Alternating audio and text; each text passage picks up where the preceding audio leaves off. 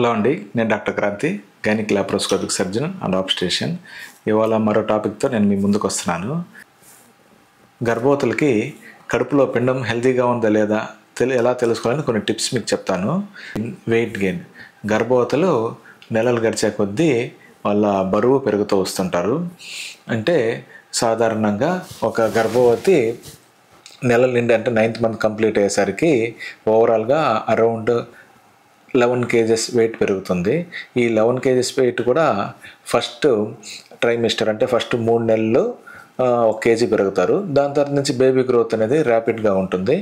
Next 3 months ఒక 5 kgs, next 3 months last 3 months around 5 kgs పెరుగుతారు. ఈ విధంగా మనం అనుకున్నట్టు తల్లి యొక్క వెయిట్ బాగా పెరుగుతుందంటే లోపల బిడ్డ కూడా బాగా పెరుగుతున్నట్టు. అదేవిధంగా తల్లి వెయిట్ కానీ ర్యాపిడ్గా పెరుగుతుంది అంటే ఒక వారానికి 1/2 kg కన్నా పెరిగినా కానీ, లేదు ఒక నెలకి 2 kgs కన్నా పెరుగుతున్నా కానీ తల్లికి ఫ్యూచర్లో బీపీ వచ్చే అవకాశాలు ఉంటుందని సూచిస్తుంది. అదేవిధంగా తల్లి వెయిట్ తగ్గినా కానీ, అనుకున్నట్టు వెయిట్ గెయిన్ లేకపోయినా కానీ ఇండైరెక్ట్గా బేబీ వెయిట్ అంటే IUGR అంటే బేబీ గ్రోత్ కూడా తగ్గుతుందని ఇండైరెక్ట్గా మనం అనుకోవచ్చు.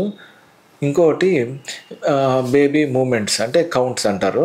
సాధారణంగా రోజుకి బిడ్డ అనేది 10 times కదిలితే అది యాక్టివ్గా ఉన్నట్టే. ఎప్పుడైనా బేబీ మూమెంట్స్ కానీ 10 times కన్నా తగ్గినా కానీ రోజు అంటే మీరు తల్లి ఒక గర్భవతికి మీకు అర్థం అవుతుంటుంది బిడ్డ నిన్నటి వరకు ఎలా ఉంది అంటే ఆ మూమెంట్స్ అనేది మీకు అలవాటు పడిపోయి ఉంటుంది. ఆ మూమెంట్స్ కన్నా ఏమైనా తగ్గినట్టు అనిపిస్తే మాత్రం బేబీకి ఏదో ప్రాబ్లం ఉన్నట్టు అర్థం. అలాంటప్పుడు మీరు హాస్పిటల్కి వెళ్ళి మీ డాక్టర్ని కన్సల్ట్ కావచ్చు. ఇంకోటి ఫండల్ హైట్ అంటే మీకు చూస్తూ ఉండొచ్చు కదా, నెల కొద్దీ పొట్ట అనేది పెద్దదవుతూ వస్తుంటుంది. అది మేము ఫండల్ హైట్ అంటాము. మేము దాన్ని వారాల కింద లెక్కేస్తాము. ఎప్పుడైనా మనకు నెలలు గడిచే కొద్దీ పొట్ట కూడా పెద్దదవుతూ వస్తుందంటే మాత్రం అది బేబీ బాగా పెరుగుతున్నట్టు. నెలలు గడిచినా కానీ పొట్ట పెద్దది పెరగట్లేదంటే అది బిడ్డకి ఒకటి బిడ్డకి ఉమ్మనీరు తక్కువ ఉన్నా కానీ, లేదా గ్రోత్ తక్కువ ఉన్నా కానీ ఈ హైట్ అనేది పెరగకుండా అలానే ఉంటుంది. ఇంకోటి మీకు బ్లడ్ టెస్టులు చేయించుకుంటే మీ HB వాల్యూ అనేది నార్మల్గా 10 grams పైన ఉండాలి. మామూలుగా అయితే 12 grams ఉండాలి. సో మనం ఇప్పుడు 10 grams ఉన్నా యాక్సెప్ట్ చేయొచ్చు. సో మనం బ్లడ్ టెస్ట్ చేసుకున్నప్పుడు 10 grams కన్నా ఎక్కువ ఉంటే బేబీ గ్రోత్ కూడా బాగుంటుంది. ఎందుకంటే బేబీకి కావాల్సిన న్యూట్రియంట్స్ అంతా తల్లి నుంచే వస్తుంటుంది.